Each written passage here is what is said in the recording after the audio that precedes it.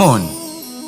জীবনে যখনই কোনো বস্তু বা সুখ স্বাচ্ছন্দ্য অধিক মাত্রায় আপনার কাছে চলে আসে, তখন নিজেকে শ্রেষ্ঠ মনে করার একটা প্রবণতা দেখা যায়, যা হয় আত্মবিশ্বাসে পরিণত হয়, নয়তো অহংকারে।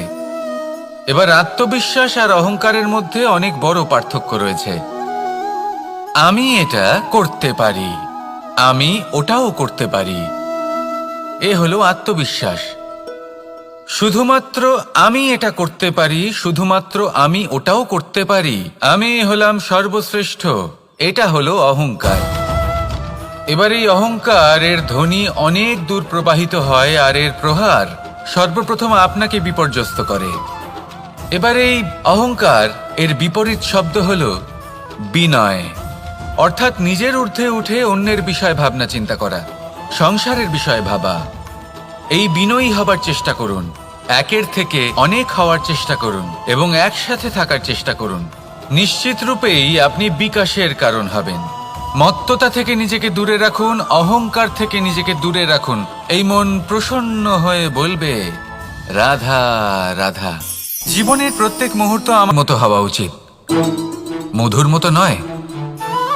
যারা সামনে এলে শুধুমাত্র মধুর মধুর কথা বলবে, পরে এতে পিঁপড়ে ধরে যাবে। এটা নুনের মতো হওয়া উচিত। প্রকৃত বন্ধু হলো সে যে সময় এলে পরে আপনার সামনে আপনার প্রকৃত সত্য তুলে ধরবে, তা সে যতই কঠিন হোক না কেন।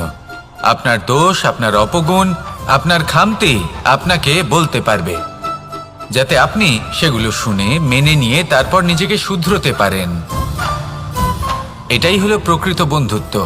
কখনো নিজের জীবনের আশেপাশে মন দিয়ে দেখবেন, অনেক সময় এমন মানুষ থাকেন, অনেক বন্ধু থাকেন, যাদের দেখে আমাদের মনে হয় যে এনারা খুব কঠোর, এনাদের কথা খুব কটু। কিন্তু বেশিরভাগ এমন মানুষের মনটা যদি বুঝতে পারেন, তাহলে দেখবেন তাতে কোনো মালিন্য নেই। এনাদের মন অত্যন্ত পবিত্র হয়।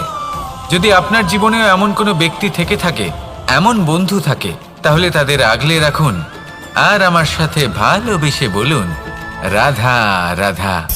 এই সংসারের সব থেকে বড় সত্যি হলো জন্ম এবং মৃত্যু, কিন্তু আরো বড় একটা সত্য আছে, মিত্র এবং শত্রু, যা আমাদের সকলের জীবনে থাকে।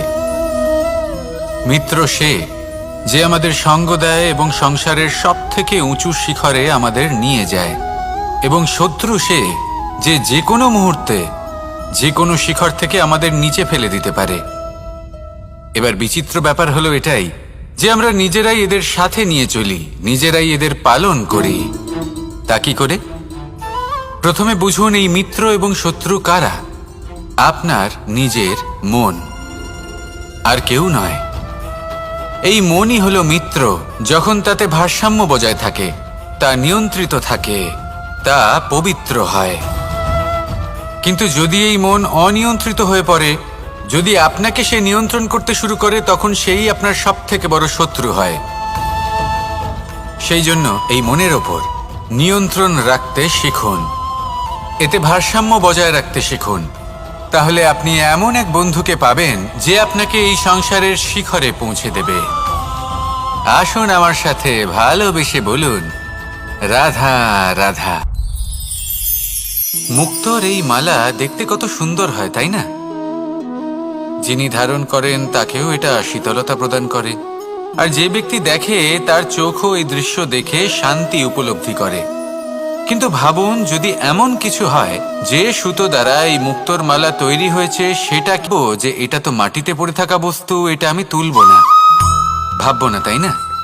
আমরা নিচু হয়ে একটা মুক্তো কুড়িয়ে নিই এবং আবার এদের সুতোর মধ্যে প্রবেশ করাই।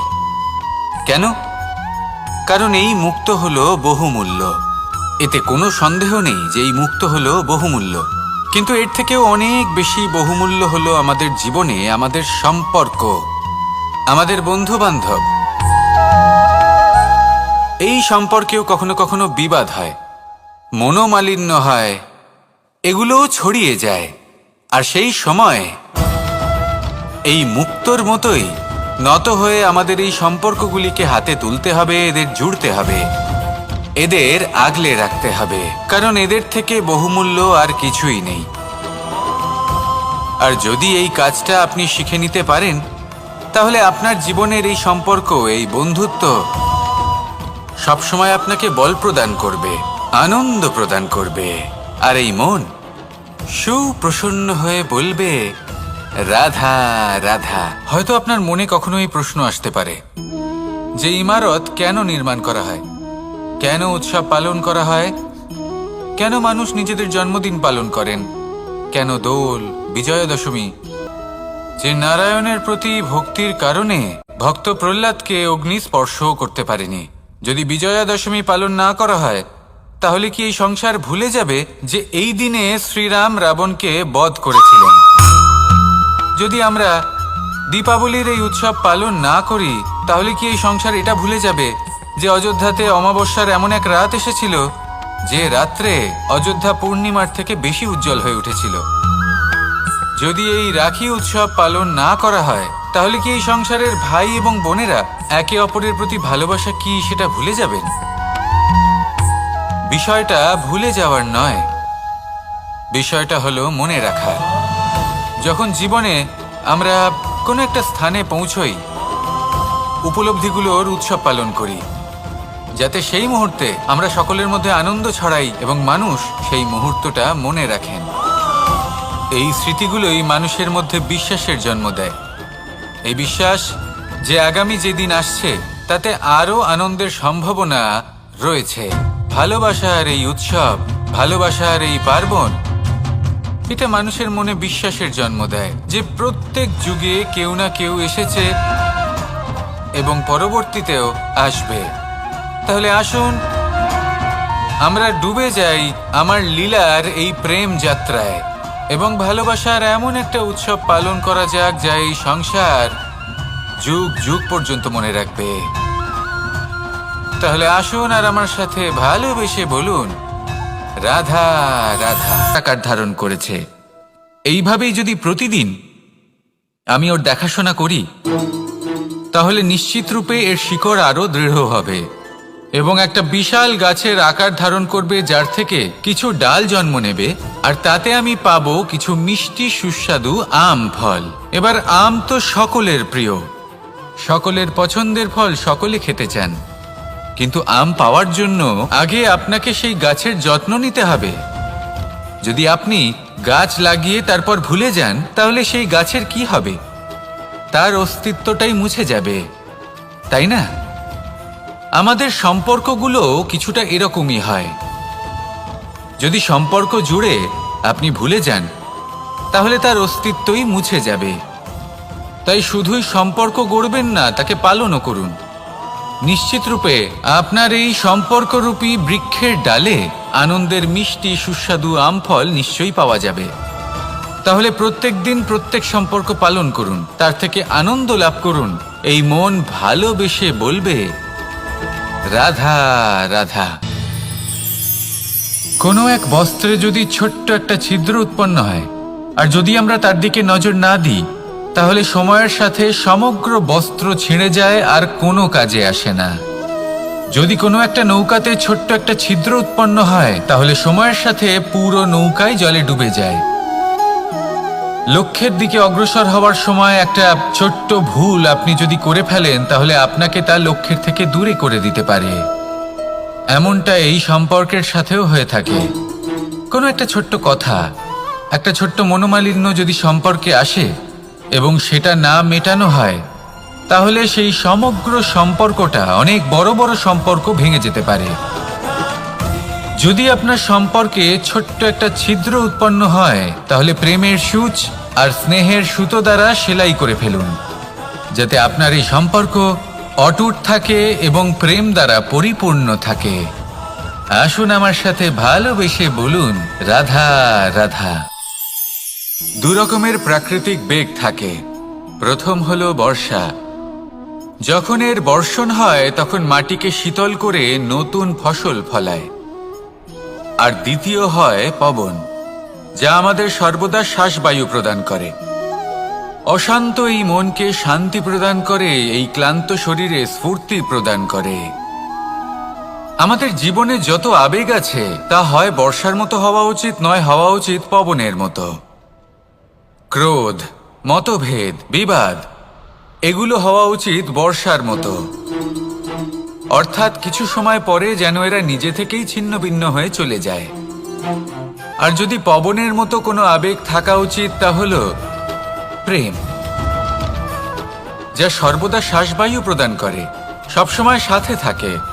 একে আমরা অনুভব করতে পারি না, কিন্তু এ আমাদের অনুভব করার জন্য প্রাণবায়ু প্রদান করে। আর যখন চক্রবাতের মতো সে ভয়ঙ্কর হয়ে ওঠে, তখন সমগ্র সংসার বদলে দেয়। এর সারমর্ম একটাই, শক্তি। মতভেদ, ক্রোধ, বিবাদের মধ্যে নেই। শক্তি যদি থাকে, তা আছে প্রেমের মধ্যে। তাই এই প্রেমকে মনের মধ্যে রাখুন আর আমার সাথে বলুন, রাধা রাধা। জীবনে দুই ধরনের আবেগ রয়েছে যার কোনো মূল্য নেই।